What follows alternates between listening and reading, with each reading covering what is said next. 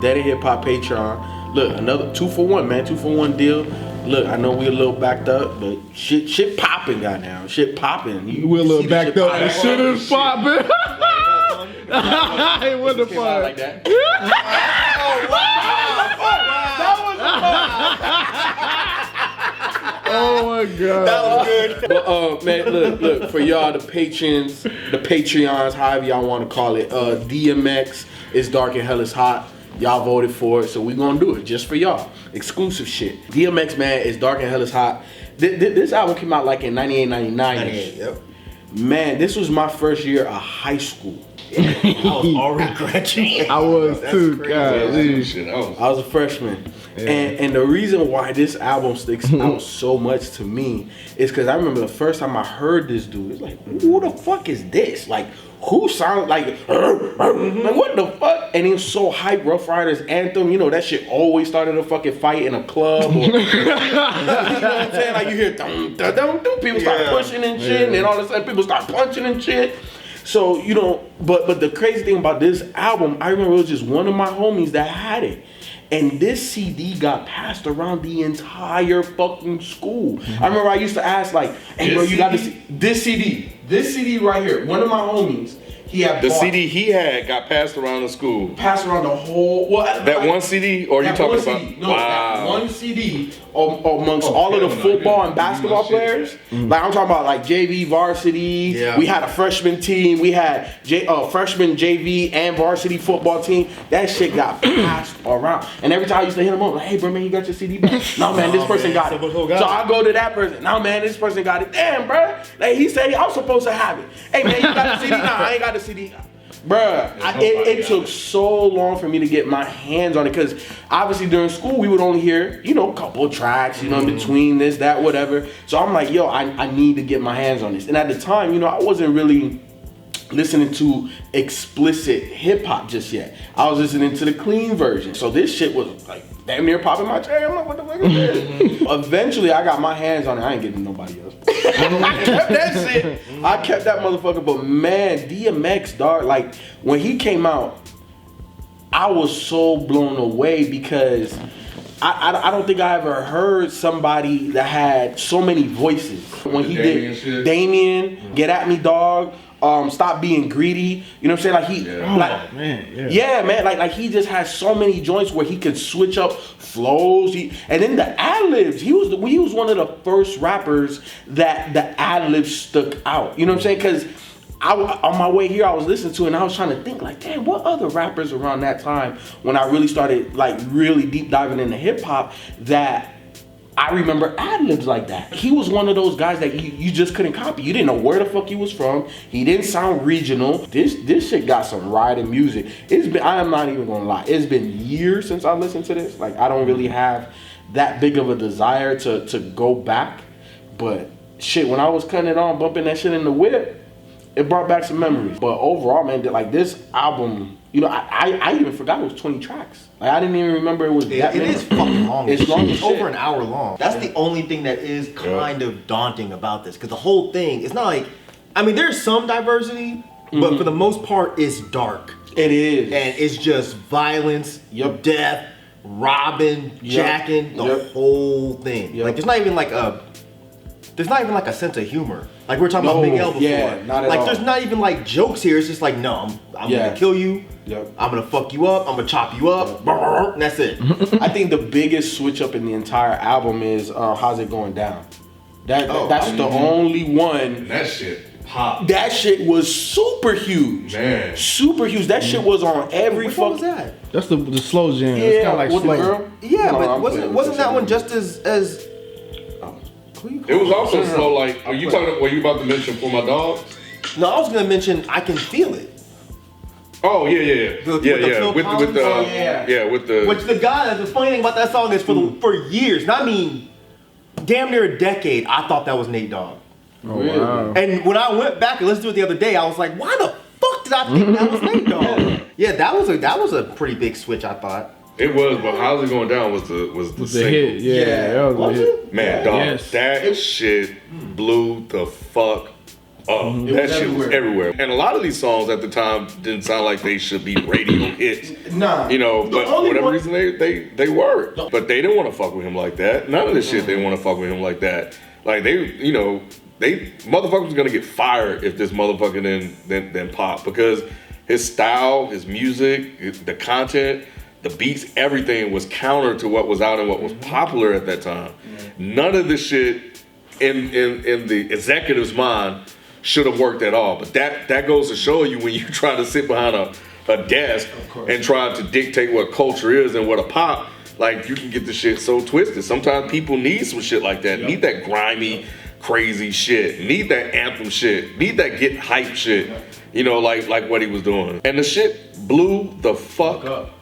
Cause I had the CD single that so it was like, I think it was a single. And I think my boy was the one that told me to actually go get the actual album. Before DMX, like I don't remember anybody that really got me hyped like that. Like I think DMX was one of the first hip hop artists that hyped me up. And I know it's not on this album, but well, I think we were coming out of the No Limit era, right? Right? No Limit. What you said, 98, 99? Yeah, we would come out. Yeah, around that time. Yeah, we were coming out of it. We were still in it. Nah, we was coming out. We were coming out. It was coming out of the. So the shit that was getting people hype was a lot of the No Limit shit. So that shit was. So it was No Limit was actually starting to go down. Right. And then. Yeah, because Master P dropped Only God Can Judge Me in 99, and that like, shit was fucking trash. Ooh. B, how you feel about X, man? Let the people know, man. Oh my God. This is B's 808. Ain't no truth, B. What's going on? I mean, I want to know. Man, niggas want to try, niggas want to lie, then they wonder why, niggas want to die. You ain't feeling that, B? Come on, B. Man, this is I definitely missed the DMX train with this one. I did not understand the hype of this dude. I don't understand. I just didn't. So you still don't know? Hell, fuck no. Wait. So you don't understand? He said this. Well, I know, but I didn't know. I thought he would at least understand it. No, I didn't even understand like why people love this dude so much. Like, so did you just see so it again crazy. for this? I actually did. And you still don't. Even the intro didn't get you like. That's one of the hardest intros ever. I said the only tracks I liked on this album was the intro and the niggas, the joint with the lakes. Niggas done started. Yeah, the locks and the mace. And that was because of the locks and mace. Really, pretty much. That was it. When I saw the locks and the mace, I'm like, oh, I gotta listen to this joint and. That was talking Where my dogs at? The intro, Where the my beat. dogs I like the at? intro because of the beat. I like the intro because that beat is hard as hell. That's So what you I like like the intro. ATF? Do. Open the door. ATF. Like, look, man, if you're a trapping ass motherfucker, even if you're not a trapping ass motherfucker, you grew up in the hood. Like you know ATF. You see the ATF. Like ATF is like fuck the cops, fuck the undercovers. ATF coming, dog. You moving some shit.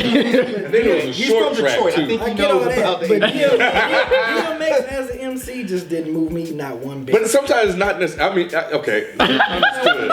But it's beyond. It's Wait, beyond. all y'all trying to go at one His time. whole Hold on. style, like everything, his whole style, the way he raps, everything. His voice. I did not like DMX. But I he's said, I just a didn't little care bit for him. beyond just that, though, right? But It's just like. Did you like DOS effects? Hell no, I didn't like that. Oh, See, wow. now it's making sense. So you don't like this I don't like that those effect. yelling ass, deep, gruffly voiced. You like Onyx though, right? Onyx though. Yeah. Yeah, I fuck with Onyx. Well, Onyx is more lyrical than DMX. Wait, Nah, but they still was like. But Onyx was more lyrical than DMX. No, absolutely. Yeah. Yeah, DMX is not the best rapper. Right, exactly. That's He what just I'm saying. has charisma. Yeah. Exactly. Yes, melody. Same way with Juvenile with harmony. 400 Degrees, got charisma. Yeah, he's not like a super lyrical rapper, but he got charisma. I He made didn't feel 400 that. Degrees. I didn't What you feel gonna that. do when you find a dog is a cat? Yeah. And like it was funny because like like I think I was like a junior or senior in high school, and I remember like everybody was loving this shit, and I was sitting looking at them like, it's a fun album. Even though he's not talking about nothing fun, but it's such a fun album. Yeah, like y'all tripping, dude. Y'all it's like every song on this project. It was fun to me or nothing. It's a mini story, like every song. You know what I'm saying? And it's not necessarily cohesive, like in a beginning to end conceptual way, but it was like mini stories about DMX. Like ATF was a mini story. Crime story. Crime story. Crime story. Yeah, that's my shit. Yeah, that shit like his storytelling isn't great, man. It's good enough, though. But it's good enough, and it's vivid. Like that's when that that's where he goes into the at the end. He shows up with the fucking explosives on. Is that the one with the people like? The beat changed up, and that was the thing that made that made it dope. Is that it was different from a lot of those bigger songs that he was doing. Like he actually had a different type of beat that he was rhyming over. Yeah. I mean, Rough Rider Anthems was the coming out party for Swiss Beats as a producer, but other than that, this album didn't do anything. Wait, what about fucking with the D? You couldn't get with that one either? Oh, that's my shit.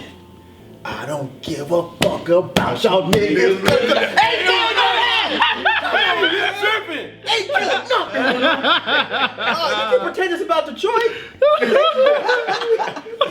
This is the first time we do a classic album that I'm just like. That is cool. So do you understand why it's a classic to some? Oh, you don't even understand why it's a classic? This album just missed with me. It missed. I understand it with you. I understand that. I understand that. You don't see why it's a classic? No. If you consider what was coming out at the time versus what DMX did to the industry, you still don't see what a crackhead hood rapper in the shiny suit era and changed the entire game. Yeah. But this is the definition of a classic album, even if you don't like it. And I'm from the South.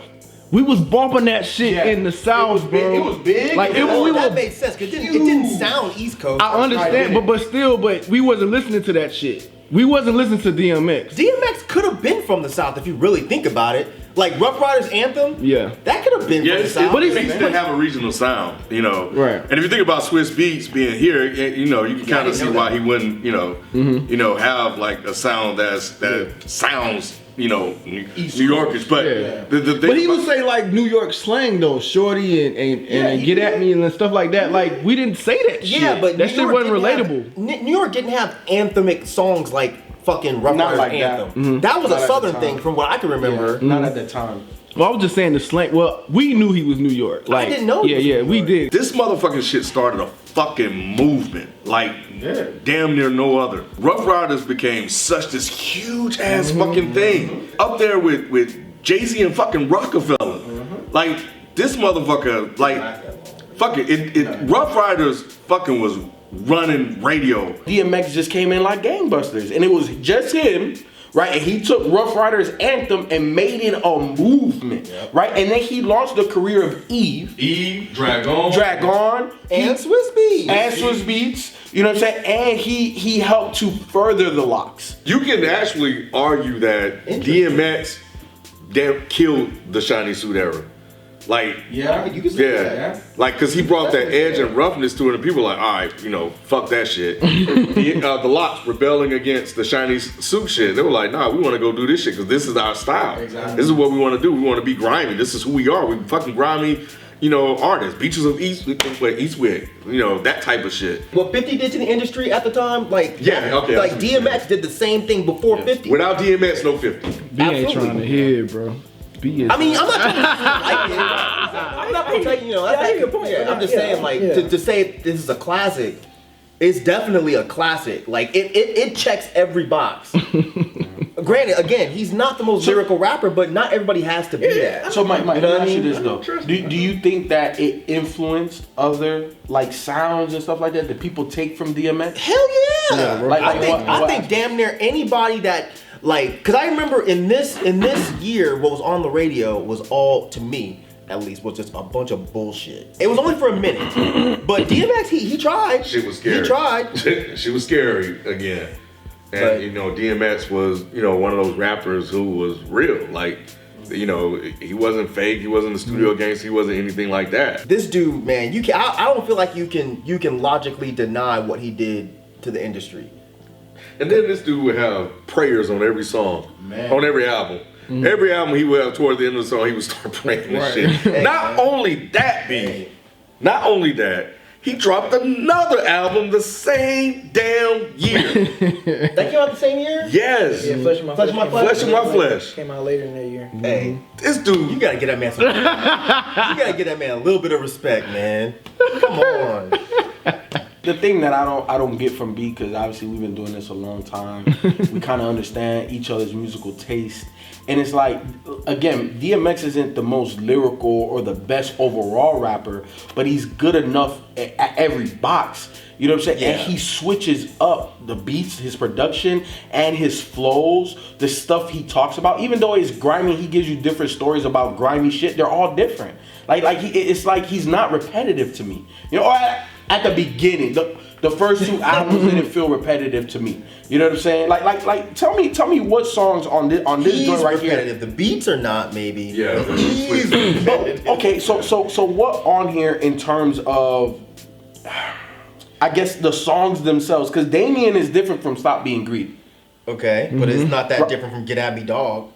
What? Or Like- is this for my dog? Right, or is that different from ATF? Or It or like you said, is. For My Dog. I don't think it is. It is to me. Going down. I mean, I'm not going knocking down. it. I still enjoy the shit out of this album, but I don't know. I don't know. I It's feel like he's a little DMX repetitive. varied enough for somebody to be like, okay, I mean, I fuck with him, Yeah. but I fuck with this, that, and the third. And B's like, hell. I don't know. See, I don't know if I can agree with that. I feel like if you don't like DMX, you're just not gonna like DMX.